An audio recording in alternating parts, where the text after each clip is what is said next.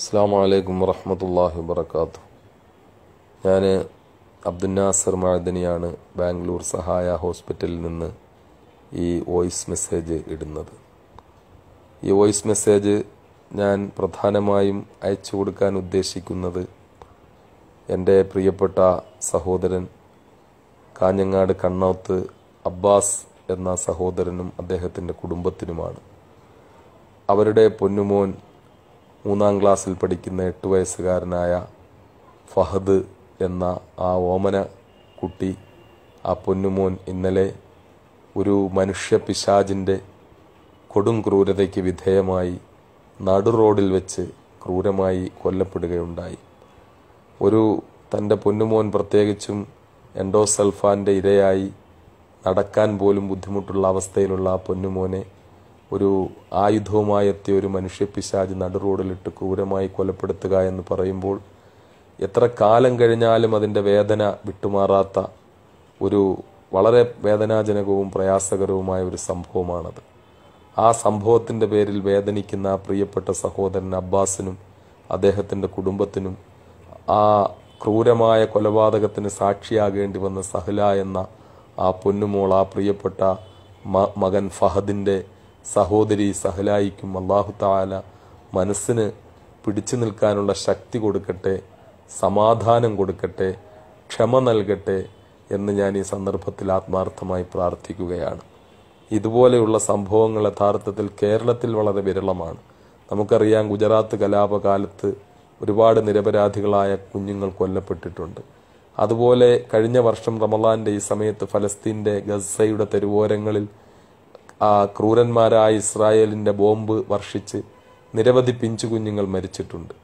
അതുപോലെ ഇറാഖിൽ ഉൾപ്പെടെ അമേരിക്കയുടെ ക്രൂരമായ ആക്രമണത്തിൽ നിരവധി കുഞ്ഞുങ്ങൾ കൊല്ലപ്പെട്ടിട്ടുണ്ട്. അതൊക്കെ നമ്മൾ വളരെ വേദനയോടുകൂടി പറയുകയും അവർക്ക് വേണ്ടി പ്രാർത്ഥിക്കുകയും അവരുടെ മാതാപിതാക്കൾക്ക് സമാധാനത്തിന് വേണ്ടി പ്രാർത്ഥിക്കുകയൊക്കെ ചെയ്യുമ്പോൾ കേരളത്തിൽ ഇത്തരമുള്ള അനുഭവങ്ങളൊക്കെ വളരെ കുറവാണ്. അങ്ങനെ ഉണ്ടാകല് തന്നെയില്ല. എന്നാൽ ഇത് തികച്ചും നമുക്ക് ഒരു നിലയിൽ ഉൾക്കൊള്ളാനാവാത്ത ഒരു സംഭവമാണ്. ഇന്നലെ ആ വാർത്ത നവമാധ്യമങ്ങളിലൂടെ, സമൂഹ മാധ്യമങ്ങളിലൂടെ അറിയാൻ കഴിഞ്ഞപ്പോൾ കുറേ നേരത്തേക്ക് വിനീതനായ ഞാൻ തരിച്ചിരുന്നു പോയി. എന്താണ് പ്രതികരിക്കേണ്ടതെന്നറിയാതെ. എൻ്റെ ഭാര്യ സൂഫിയ ആ വാർത്ത വായിച്ച് എന്നെ കേൾപ്പിക്കുമ്പോൾ കണ്ണുനീരോടുകൂടിയാണ്, ഒരുപാട് സമയം കഴിഞ്ഞിട്ടാണെന്ന് അതിൽ നിന്നൊന്ന് ആ മുക്തമായത്. ചുരുക്കത്തിൽ വളരെ വേദനാജനകമായ ഈ അനുഭവം അല്ലാഹു തആല ആ മാതാപിതാക്കൾക്ക് സമാധാനം നൽകട്ടെ. എനിക്ക് എൻ്റെ പ്രിയപ്പെട്ട സഹോദരൻ അബ്ബാസിനോടും അദ്ദേഹത്തിൻ്റെ ഭാര്യയോടും ആ കുഞ്ഞുമോൾ സഹലയോടും ഒക്കെ പറയാനുള്ളത്, അല്ലാഹു തആല നിങ്ങളുടെ മനസ്സിന് ശക്തി തരട്ടെ എന്ന് മാത്രമാണ്.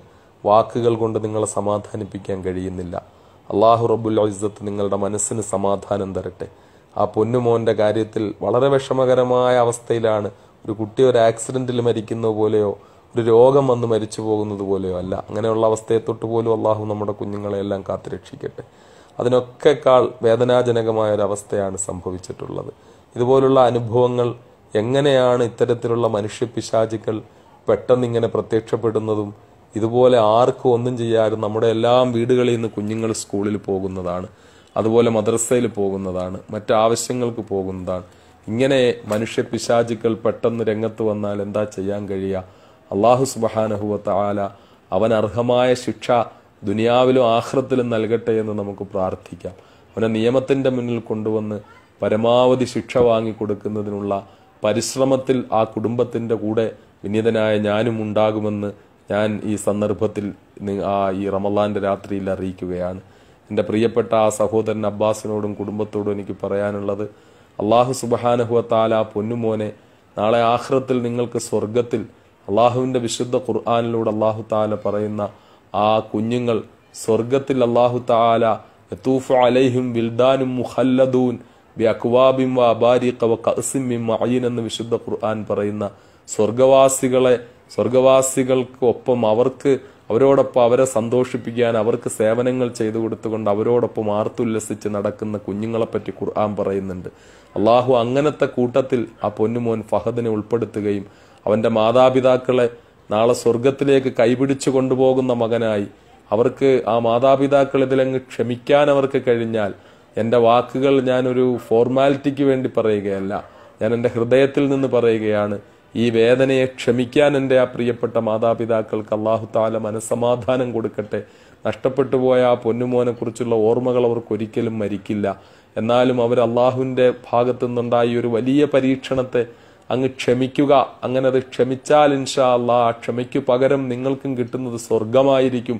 നീ വിശുദ്ധ റമളാന്റെ ദിനരാത്രങ്ങളിൽ നിങ്ങൾ അള്ളാഹുവിനോട് അതിനുവേണ്ടി പ്രാർത്ഥിക്കുക. അള്ളാഹുവെ, ആ പൊന്നുമോനെ നീ സ്വർഗത്തിലെ യതൂഫു അലൈഹിം വിൽദാനും മുഖല്ലദൂൻ എന്ന് നിന്റെ ഖുർആൻ പറയുന്ന ആ മക്കളിൽ, ആ സ്വർഗവാസികളെ സന്തോഷിപ്പിക്കുന്ന ആ മക്കളിൽ ആ പൊന്നുമോൻ ഫഹദിനെയും നീ പെടുത്തണം തമ്പുരാനെ. ഒപ്പം അള്ളാഹുവെ, ആ ഫഹദിന്റെ മാതാപിതാക്കളെ അവന് നാളെ സ്വർഗത്തിലേക്ക് കൈപിടിച്ചു കൊണ്ടുപോകുന്ന ആ മകൻ കാരണം സ്വർഗം കിട്ടുന്ന മാതാപിതാക്കളാക്കി അള്ളാഹുവെ ആ മാതാപിതാക്കളെ നീ മാറ്റണം തമ്പുരാനെ എന്ന് ഞാൻ ആത്മാർത്ഥമായി പ്രാർത്ഥിക്കുന്നു. എൻ്റെ പ്രിയപ്പെട്ട മുഴുവൻ സഹോദരങ്ങളും ഈ റമളാന്റെ ദിനരാത്രങ്ങളിൽ മൊത്തം അവസാനത്തെ 10ന്റെ പുണ്യമായ ദിനരാത്രങ്ങളിൽ ആ മാതാപിതാക്കളുടെ മനസ്സമാധാനത്തിന് വേണ്ടിയും ആ പൊന്നുമോനും ആ മാതാപിതാക്കൾക്കും സ്വർഗത്തിൽ കിടക്കാനുള്ള ഭാഗ്യത്തിനു വേണ്ടിയും ആത്മാർത്ഥമായി ദുആ ചെയ്യുക.